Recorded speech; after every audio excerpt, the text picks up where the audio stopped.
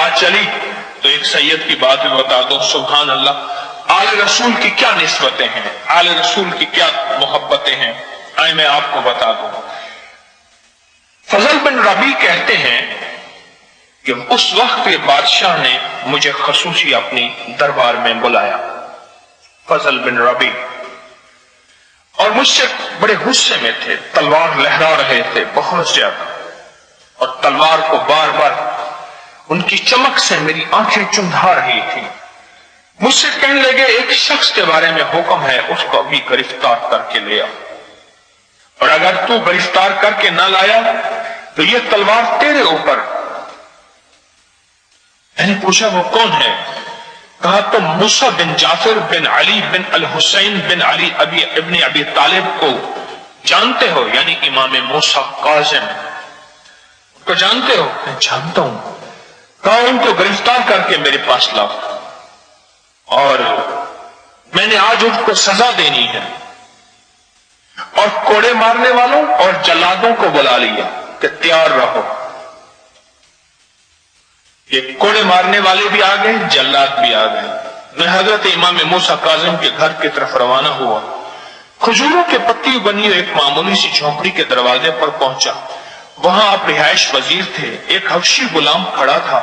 میں نے اس سے کہا اپنے مالک سے ملنے کی اجازت طلب کرو. کہا کوئی اجازت نہیں, آپ آ جائیں. اندر گیا, دیکھا تو غلام کے ہاتھ میں مکراس تھا. مکراس کہتے ہیں کینچی سے. وہ آپ کی پیشانی اور ناک پر کثرت سجدہ کی وجہ سے پڑھنے والے گٹھے کاٹ رہا تھا, سجدوں کی کثرت کی وجہ سے. آل رسول کی نسبتیں سجدوں کے ساتھ ہیں, عبادتوں کے ساتھ ہیں. اگر سچا عشق ہے محبت آل رسول کا تو وہ سچا عشق زندگی میں منتقل ہوگا.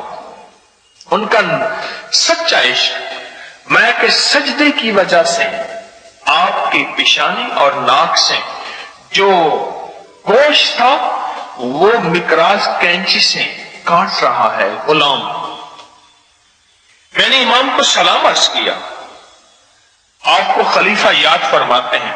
فرمایا بھلا خلیفہ کا ہمارے ساتھ کیا تعلق, ہم فقیر وہ بادشاہ. اس نے کہا جی بہرحال آپ کو یاد فرماتے ہیں. اچھا, کہا کہ اگر ہمارے حبیب کملی والے کا فرمان ہمارے سامنے نہ ہوتا, ایک حدیث ہمارے سامنے نہ ہوتی تو ہم کہ خلفاء کا اکرام کریں, میں ہرگز نہ جاتا. چل پڑے. میں نے کان میں آہستہ سے عرض کیا حضرت ذرا غور سے سنیے گا اس واقعے میں آل رسول اور آج کے مضمون کو. میں ذرا آج کے مضمون میں بھی آپ کو اس میں کچھ ملنے والا ہے, ابھی ملنے والا ہے, غور سے سنیے گا.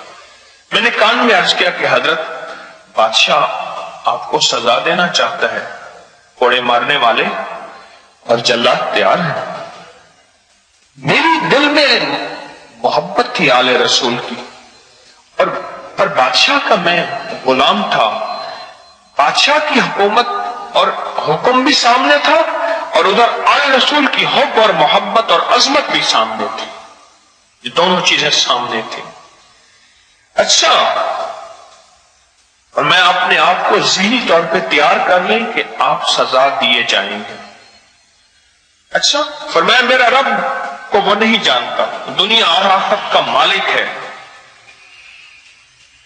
اور وہ مجھے کوئی سزا نہیں دے سکے گا.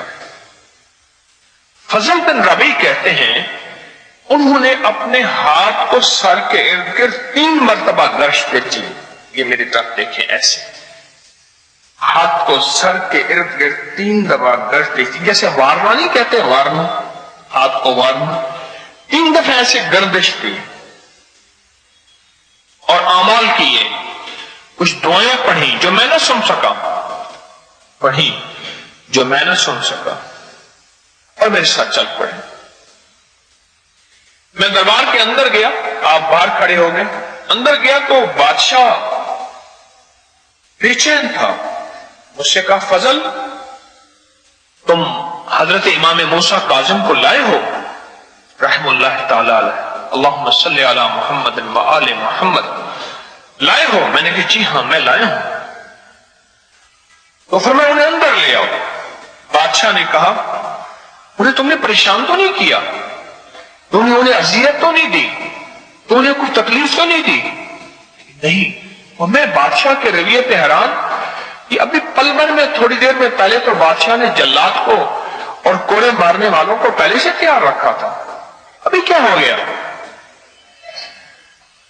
نہیں، میں ناراض ہوا نہ اذیت دی۔ کہا اچھا، میں نے اپنے نفس پر قابو پا لیا ہے، میں نے ان کی سزا کو معاف کر دی ہے اور اپنے غصے پہ قابو پا لیا ہے، انہیں اندر لاؤ۔ میں اندر لایا تو بادشاہ نے بڑھ کے اب شیخ کا استقبال کیا، گلے لگایا اور اپنے ساتھ بٹھایا اور کہا میری مسند کے وارث بھی آپ ہیں، میری مال و دولت کے وارث بھی آپ ہیں، میری اقتدار کے وارث بھی آپ ہیں، میری دنیا کے وارث بھی آپ ہیں، میری آخرت کے وارث بھی آپ ہیں۔ فضل بن ربیع کہنے لگے میں حیران، یہ کیا ہو گیا پل بھر میں آنن فانا، یہ کیا ہو گیا؟ تو کہا کہ پھر انہیں اپنی مسند میں بٹھایا، ملاقات ہوئی اور پھر آخر میں جاتے جاتے ایک قیمتی صندوق چلایا گیا۔ صندوق چلایا تو اس نے اپنے ہاتھ سے اسے امام کے حوالے کیا اور پوشاکیں دی، دینار سے بھری ہوئی تھیلیاں دی،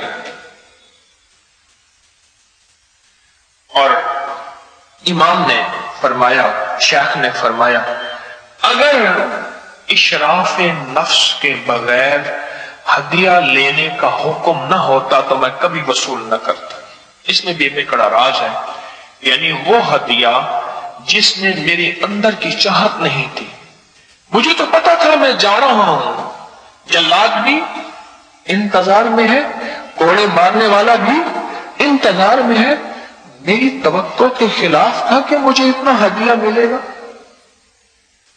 جو ہدیہ نفس کی طلب، اندر کی طلب کے بغیر ملے اسے کہتے ہیں اشراف نفس کے بغیر، جس میں نفس کا تمام نہیں تھا۔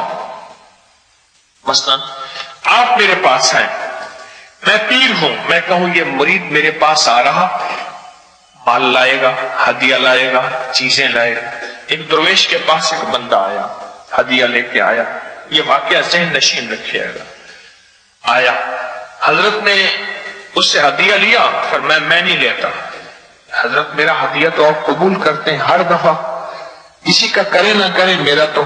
فرمایا اس دفعہ تو آیا تھا تو میرے دل میں خیال آیا تھا، یہ ہدیہ لایا تھا، میرے دل میں طمع آ گیا تھا، اب یہ میں ہدیہ نہیں لینا چاہتا کیونکہ اس میں اب طمع آ گیا ہے۔ طمع میں برکت نہیں ہوتی، طمع میں برکت نہیں۔ اچھا وہ چلا گیا، اچھا حضرت ٹھیک ہے میں واپس لے کے جا رہا ہوں۔ تھوڑی دیر کے بعد آیا، کہنے اب قبول فرما لیں۔ میں نے تو منع نہیں کیا، پر میں حضرت نے اب تو آپ نے ذہن میں کر لیا تھا نا کہ چلا گیا، اب تو وہ طمع چلا گیا۔ قبول کرانے والے جن کے اندر طلب ہوتی ہے، تڑپ ہوتی ہے، وہ اس طرح بھی قبول کرا لیتے ہیں اپنی ہدیہ کو، اور قبول کرانے پہ سعادت سمجھتے ہیں۔ میں حضرت میرے جانے کے بعد تو آپ کے دل میں آ گیا، میں چلا گیا، بس چلا گیا، اب تو آپ کے اندر وہ طمع نہیں ہے نا، میں نہیں ہے تو میں بسم اللہ قبول فرمائے، حضرت نے بھی قبول فرما لیا۔ تو حضرت شیخ امام موسیٰ کاظم نے فرمایا کہ اگر میرے اندر یہ اشراف نفس نہ ہوتا تو میں کبھی ہدیہ قبول نہ کرتا۔ ہدیہ قبول کیا، میں انہیں چھوڑنے گیا، پھر محل میں واپس آیا تو میں نے بادشاہ سے پوچھا کیا ہوا؟ کہ لگا انوکھا واقعہ ہوا، جب میں نے تمہیں بھیجا تو میں نے دیکھا کہ میرے محل کو کچھ لوگوں نے گھیرا ہوا ہے اور ان کے ہاتھوں میں نیزے ہیں، اور انہوں نے نیزے کی انیاں میرے محل کی بنیادوں میں گاڑ رکھی ہیں، اور انہوں نے مجھ سے کہا ہے اگر تو نے فرزند پیغمبر کو، تو نے نبی کے بیٹے کو، کملی والے کے بیٹے کو اگر تو نے تکلیف دی، تیرے محل کو زمین میں دھسا دیں گے، اور اگر تو نے ان کے ساتھ حسن سلوک کیا ہم واپس چلے جائیں گے، اس وقت تک انتظار کریں گے۔ میں مجبور تھا ان کے ساتھ حسن سلوک کرنے میں۔ وہ کیا ہاتھ تھا جو 3 دفعہ اپنے سر پہ انہوں نے وارا تھا، وہ یہی مسنون اعمال، یہی حفاظت والے اعمال، یہی اللہ کی ذات کے ساتھ تعلق اور یہی دعائیں تھیں جن دعاؤں کی نسبت سے رب نے ان کی حفاظت کی۔